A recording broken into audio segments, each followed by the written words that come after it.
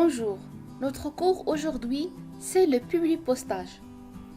Le publipostage est une solution pratique des logiciels de traitement de texte en général, permettant d'envoyer un document personnalisé aux plusieurs destinataires différents. Le publipostage peut être utilisé pour créer des lettres, des enveloppes, des étiquettes ou encore des messages électroniques. Je vais commencer. J'ai déjà réalisé un certificat de réussite que je vais distribuer à des élèves.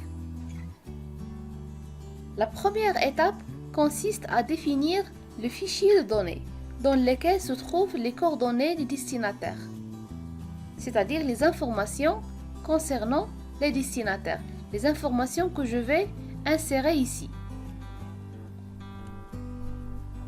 Voilà, j'ai déjà créé une base de données sous Excel qui contient 5 colonnes, dont le nom, le prénom, le CNE, la note et le classement.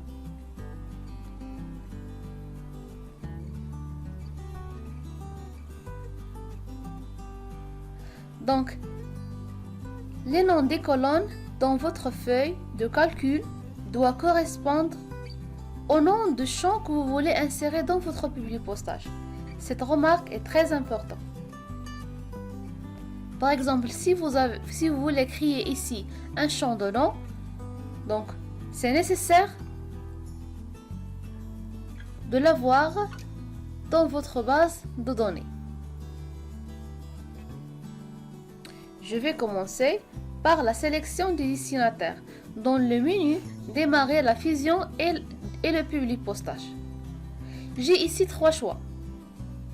Le premier choix, c'est entrer une nouvelle liste, c'est-à-dire taper manuellement les informations.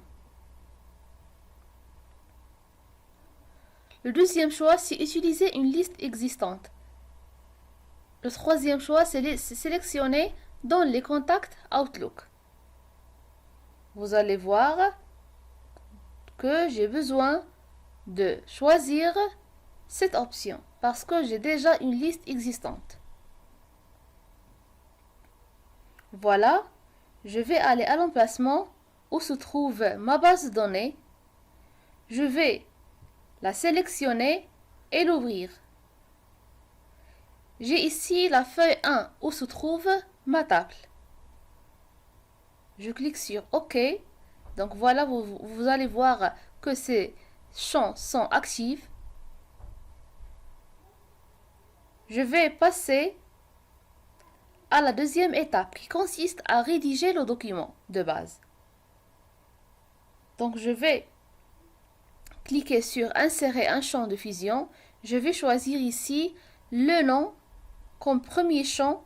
Vous allez voir que vous pouvez personnaliser vos champs que vous voulez, dans l'emplacement que vous voulez. Je vais cliquer sur le prénom ici. Dans cet emplacement, j'ai besoin de la moyenne, donc que j'ai nommé la note, et ici j'ai besoin du classement, que j'ai nommé classement. Donc voilà, le classement, ce sont les noms des colonnes déjà citées dans ma base de données. La troisième étape consiste à relier les fichiers de données et le document de base.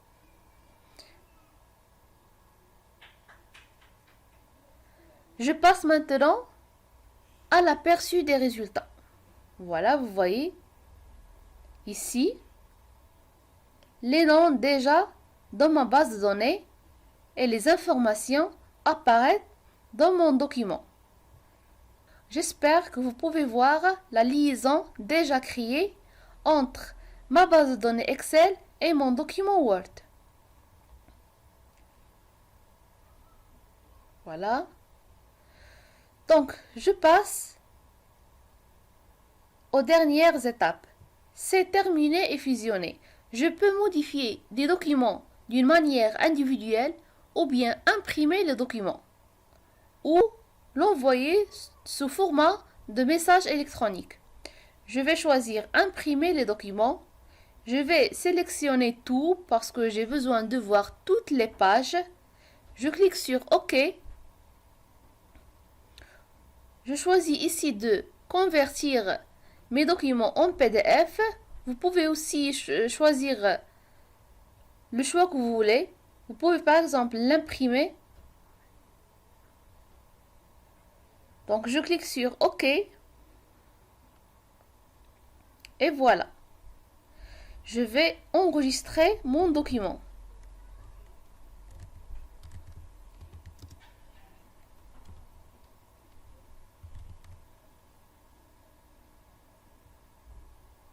Voilà. Les pages sont en cours d'impression.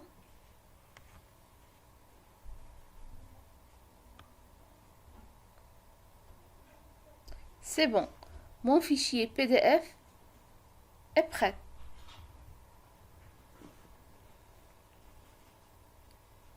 C'est le résultat final de mon opération de publipostage.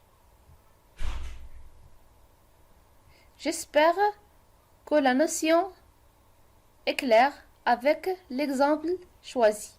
Merci.